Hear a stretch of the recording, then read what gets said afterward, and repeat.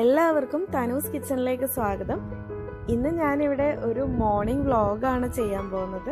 ഒരു ബ്രേക്ക്ഫാസ്റ്റ് വെള്ളയപ്പവും മുട്ടക്കറിയാണ് ഇന്ന് ബ്രേക്ക്ഫാസ്റ്റിന്. അതുണ്ടാക്കുന്നതും കുട്ടികൾക്ക് കൊടുക്കുന്നതായിട്ടുള്ള ഒരു ചെറിയൊരു വ്ളോഗാണ് ഇവിടെ ചെയ്യാൻ പോകുന്നത്. ആദ്യം തന്നെ രാവിലെ തന്നെ പതിവ് പോലെ ചായയും പാലും ഒക്കെ കാച്ചി വയ്ക്കും. അപ്പോൾ അതിനായിട്ട് പാല് കാച്ചാൻ വേണ്ടി വെച്ചിട്ടുണ്ട്. ഞാൻ ഇൻഡക്ഷനിലാണ് പാലും ചായയും കാച്ചുന്നത്. വെള്ളം തിളപ്പിക്കുന്നതും കുടിക്കാനുള്ള വെള്ളം തിളപ്പിക്കുന്നതൊക്കെ ഇൻഡക്ഷനിലാണ്. അപ്പോൾ പാല് തിളപ്പിക്കാൻ വെച്ചിട്ടുണ്ട്. ആ സമയത്ത് ഞാനൊരു 3 മുട്ട എടുത്ത് പുഴുങ്ങാൻ വെക്കുകയാണ് മുട്ടക്കറിക്ക് വേണ്ടിയിട്ട്. ഞാൻ മുട്ട കഴിക്കാറില്ല, അതുകൊണ്ട് ഹസ്ബൻഡിനും കുട്ടികൾക്കും വേണ്ടിയിട്ടാണ് 3 എണ്ണം. കുക്കറിലാണ് സാധാരണ മുട്ട പുഴുങ്ങുന്നത്. കുക്കറിൽ വെള്ളം എടുത്ത് അതിൽ കുറച്ച് ഉപ്പിട്ട് മുട്ട പുഴുങ്ങാൻ വെക്കാം. ആ സമയത്ത് നമ്മുടെ പാല് തിളച്ച് വരുന്നുണ്ട്, അതൊന്ന് ഇളക്കി കൊടുക്കണം. കുറച്ച് ഉപ്പ് കൂടി മുട്ടയിലേക്ക് ചേർത്ത് കൊടുക്കാം. ഉപ്പിട്ടിട്ട് വെള്ളത്തിലേക്കിട്ട് ആ മുട്ട ഒന്ന് പുഴുങ്ങിയെടുക്കാം. ഒരു 4 വിസിൽ വേണം. കാര്യം ഇത് താറാവിൻ്റെ മുട്ടയാണ്, അതുകൊണ്ട് അതിന് വേവ് കൂടുതലായിരിക്കും. അതുകൊണ്ട് 4 വിസിലിനാണ് ഞാൻ ഈ മുട്ട പുഴുങ്ങിയെടുക്കുന്നത്. പാല് തിളച്ചിട്ടുണ്ട്. ഇതിലെ കുട്ടികൾക്ക് കൊടുക്കാനുള്ള പാല് മാറ്റി വെക്കും ഞാൻ. ബാക്കി പാലിലാണ് ചായ കാച്ചാറ്.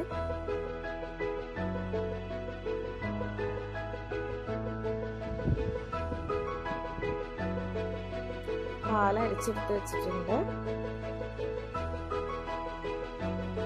ബാക്കി പാലിലേക്ക് ഇപ്പം വെള്ളം കൂടി ചേർത്ത് ചായക്ക് വെക്കാണ്.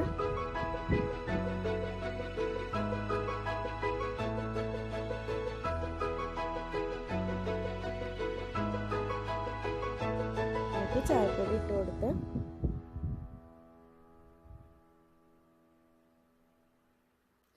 ചിലപ്പോഴെല്ലാം ഞാൻ ഏലക്ക ചേർക്കും, എപ്പോഴൊന്നും ചേർക്കാറില്ല. ഒരു ഏലക്ക ഒരു ഫ്ലേവറിന് വേണ്ടിയിട്ട് ചേർക്കാറുണ്ട്. ചിലപ്പോഴെല്ലാം പഞ്ചസാരയും ചേർത്ത് ചായ റെഡിയാക്കാം. എൻ്റെ ചെറിയ കിച്ചണാണ്, അതുകൊണ്ട് സാധനങ്ങളെല്ലാം വെക്കാനായിട്ട് അത്ര സ്പേഷ്യസ് ഒന്നും അല്ല.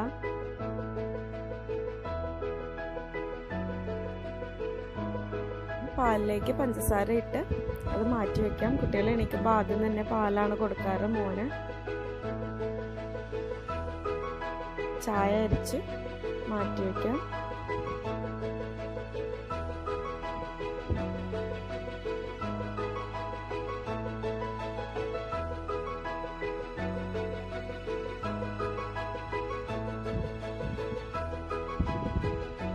ഞാൻ കുറച്ച് ചായ കുടിക്കാനായിട്ട് എടുത്താണ്.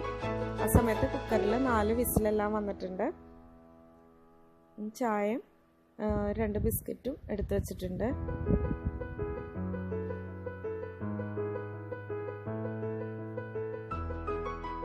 എനിക്ക് ബിസ്ക്കറ്റ് ചായയിൽ മുക്കി കഴിക്കുന്നതാണ് എനിക്ക് ഭയങ്കര ഇഷ്ടമാണ്. അങ്ങനെ കഴിക്കുന്നത്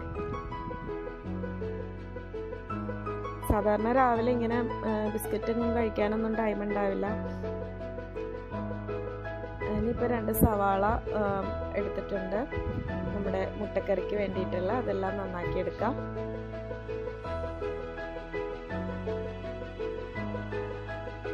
സാധാരണ രാവിലെ വലിയ ബ്രേക്ക്ഫാസ്റ്റ് ഒന്നും ഉണ്ടാക്കാനൊന്നും ടൈം ഉണ്ടാവില്ല. കാര്യം ഞാൻ വർക്ക് ചെയ്യാണ്, ഞാൻ ഓഫീസിൽ പോകും. അപ്പോൾ ആ തിരക്കിൻ്റെ ഇടയിൽ എനിക്ക് ഫുഡ് രാവിലെ തട്ടിക്കൂട്ടലാണ്. സത്യം പറഞ്ഞാലും റിലാക്സ് ചെയ്ത് കുക്ക് ചെയ്യാനൊന്നും ടൈം ഉണ്ടാവില്ല. അപ്പോൾ അതെല്ലാം നന്നാക്കി വെച്ചിട്ടുണ്ട്. ഈ സമയത്തിന് ഫ്രിഡ്ജിൽ നിന്ന് കുറച്ച് ബീഫ് ഉണ്ടായിരുന്ന വെള്ളത്തിലിട്ടാണ് ഉച്ചയ്ക്ക് വേണ്ടിയിട്ട്. ഇനി സവാളയും തക്കാളിയും എല്ലാം കട്ട് ചെയ്ത് വെച്ച ടൈമിൽ മോൻ എണീറ്റ് വന്നു. അവനെ ബ്രഷ് ചെയ്യാൻ വിളിച്ചപ്പോൾ ഓടുന്ന സീനാണത്. ഇനി മുട്ടക്കറി റെഡിയാക്കാൻ വേണ്ടിയിട്ടുള്ള ഒരു പാൻ അടുപ്പത്ത് വെച്ച് ചൂടാകുമ്പോൾ കുറച്ച് വെളിച്ചെണ്ണയൊക്കെ ഒഴിച്ചു കൊടുക്കാം. എൻ്റെ വിൻഡോൻ്റെ സൈഡിലാണ് ഞാൻ ഗ്യാസ് വെച്ചതുകൊണ്ട് ഭയങ്കര വെയിലാണ് രാവിലെ. നമ്മുടെ മുട്ട ഞാൻ കുറച്ച് വെള്ളം ഒഴിച്ചിട്ടിട്ടുണ്ട്. സവാള ഒന്ന് വഴറ്റിയെടുക്കണം. നല്ല വെയിലാണ് എൻ്റെ ഗ്യാസിൻ്റെ സൈഡിലേക്ക് രാവിലെ.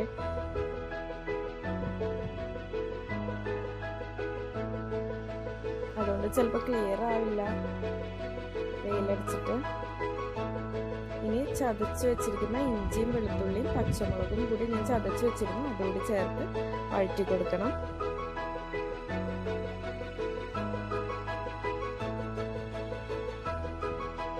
കുറച്ച് മല്ലിയില അരിഞ്ഞിടണം.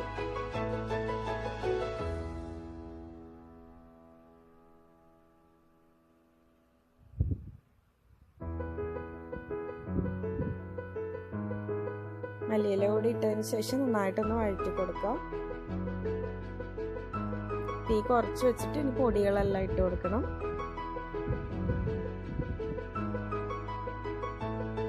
ഒരു ടീസ്പൂൺ മഞ്ഞൾപ്പൊടി ഇട്ട് കൊടുത്തിട്ടുണ്ട്.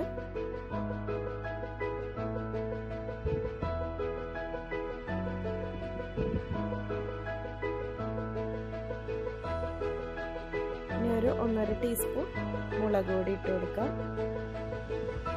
കുട്ടികൾക്ക് കൊടുക്കുന്നതുകൊണ്ട് ഞാൻ വലിയ എരിവൊന്നും ചേർത്തിട്ടില്ല. എനിക്ക് എരിവ് വേണമെന്നുണ്ടെങ്കിൽ പച്ചമുളകോ മുളക് പൊടിയോ കൂടുതൽ ചേർക്കാം. ഇനിയിപ്പോൾ ഞാൻ അരച്ചെടുക്കും, അപ്പോൾ ഒന്നുകൂടി അതിൻ്റെ പച്ചമുളകെല്ലാം അരക്കുന്നതുകൊണ്ട് നന്നായിട്ട് എരിവ് കൂടും.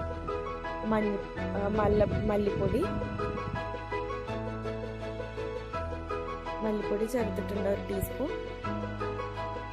അതുപോലെ തന്നെ മസാലപ്പൊടി, ഗരം മസാലപ്പൊടി ഒരു 1/2 ടീസ്പൂൺ ചേർത്തിട്ടുണ്ട്.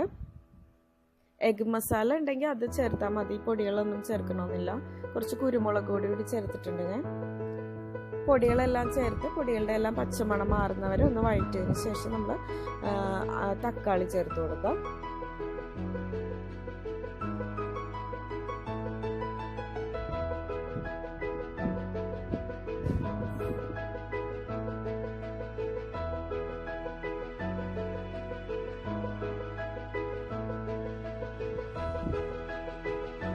തക്കാളി കൂടി ചേർത്ത് നന്നായിട്ടൊന്ന് വഴറ്റിയെടുക്കണം.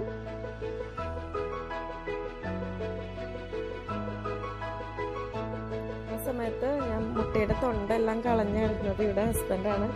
ഞാൻ മുട്ടയുടെ തൊണ്ട് കളഞ്ഞാൽ അത് പിച്ചി അത് കിട്ടില്ല, അത് പൊടിഞ്ഞു പോകുന്നവരുടെ എപ്പോഴും പരാതി പറയും. അതുകൊണ്ട് ഹസ്ബൻഡാണ് മുട്ടയുടെ തൊണ്ട് കളഞ്ഞു വരുന്നത്. പിന്നെ എനിക്ക് മുട്ടയുടെ സ്മെല്ല് അത്ര ഇഷ്ടമല്ല. അപ്പോൾ മോന് വേണ്ടിയിട്ട് പാല്, അവൻ ബ്രഷ് ചെയ്ത് വന്നിട്ടുണ്ട്, അവന് പാല് കൊടുക്കാണ്.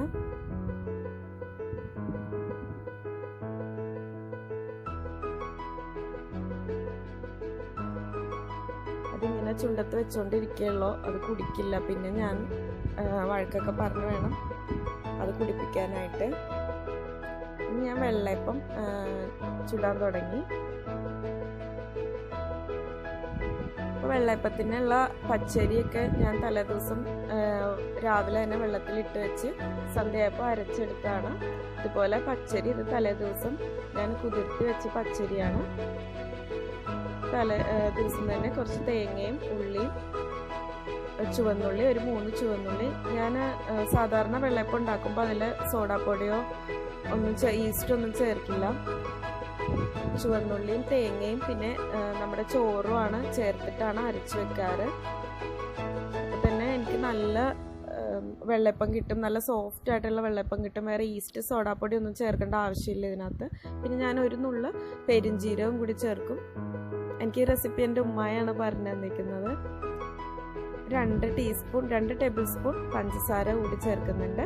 ആവശ്യത്തിന് വെള്ളം ഒരുപാട് ആയിപ്പോരുത്. കാര്യം ഇത് പൊടി പുളിച്ച് കഴിയുമ്പോഴേക്കും, നമ്മുടെ മാവ് പുളിച്ച് കഴിയുമ്പോൾ കുറച്ച് വെള്ളം കൂടുതൽ വരും. അതുകൊണ്ട് ഒരുപാട് വെള്ളമൊന്നും ചേർക്കണ്ട, ഈ ഒരു കൺസിസ്റ്റൻസിയിൽ മതി. ഇത് ഞാൻ തലേ ദിവസം ഇങ്ങനെ ഉണ്ടാക്കി വെച്ചിരുന്നു.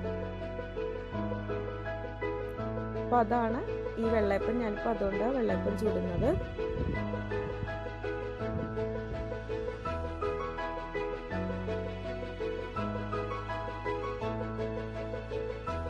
ഓരോ വെള്ളയപ്പമായിട്ട് ചുട്ടെടുക്കാം.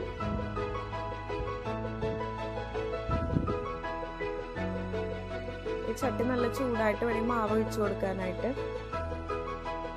ചട്ടി നന്നായിട്ട് ചൂടായി വരുമ്പോഴേക്കും ഒരു മാവ് ഒഴിച്ചു കൊടുത്തിട്ട് ഒന്ന് ചുറ്റിച്ചെടുത്താൽ മതി. ചുറ്റിച്ചെടുത്ത് കഴിയുമ്പോഴേക്കും അതിലിങ്ങനെ ഹോൾസ് വരാൻ തുടങ്ങും. അപ്പോഴേക്കും തീ കുറച്ച് വെച്ചിട്ട് പാത്രം അടച്ച് വെച്ച് ഇതൊരു 3-4 മിനിറ്റ് ഒന്ന് ആവിയിലൊന്ന് വേവിച്ചെടുക്കണം. എല്ലാവർക്കും അറിയാൻ പറ്റും, അറിയില്ലാത്തവർക്ക് വേണ്ടിയിട്ടാണ് ഞാൻ പറഞ്ഞത്.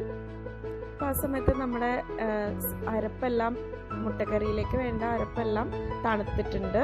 തീ ഓഫ് ചെയ്ത് വെച്ച് ഇനി അതൊന്ന് അരച്ചെടുക്കണം. നമ്മുടെ മസാല കുറച്ച് വെള്ളം കൂടി ചേർത്തിട്ടൊന്ന് അരച്ചെടുക്കാം. ഒരുപാട് പേസ്റ്റ് പോലെയൊന്നും ആവണ്ട, കുറച്ച് ക്രഷായിട്ടൊക്കെ ഒന്ന് അരച്ചെടുത്താൽ മതി. ഇനി അതിലേക്ക് ഇതൊന്ന് തിളച്ച് വരുമ്പോഴേക്കും മുട്ടയും കൂടി ചേർത്ത് നമ്മുടെ മുട്ടക്കറി റെഡിയായി. ഇനി കുട്ടികൾക്ക് ബ്രേക്ക്ഫാസ്റ്റ് കൊടുക്കണം. ബ്രേക്ക്ഫാസ്റ്റ് എടുത്ത് വെക്കാൻ നേരത്തെ തന്നെ അവന് എനിക്ക് ഓടി. ഇനി അവനെ പിടിച്ചിരുത്തി രണ്ടുപേർക്കും കൊടുത്താണ്. മിക്കപ്പോഴും ഞാനും ഹസ്ബൻഡും ആണ് വാരി കൊടുക്കണം. തന്നെ കഴിക്കില്ല. തന്നെ കഴിക്കാന്ന് പറഞ്ഞിട്ടാൽ അത് അവിടെ വേസ്റ്റ് ആക്കും. അതുകൊണ്ട് തന്നെ ഞങ്ങൾ തന്നെ വേണം വാരി കൊടുക്കാനായിട്ട്. അവന് ഇന്ന് മോളുള്ളതുകൊണ്ട് മോളുടെ കൂടെ കഴിക്കാമെന്നും പറഞ്ഞ് കയറി ഇരുന്നതാണ്.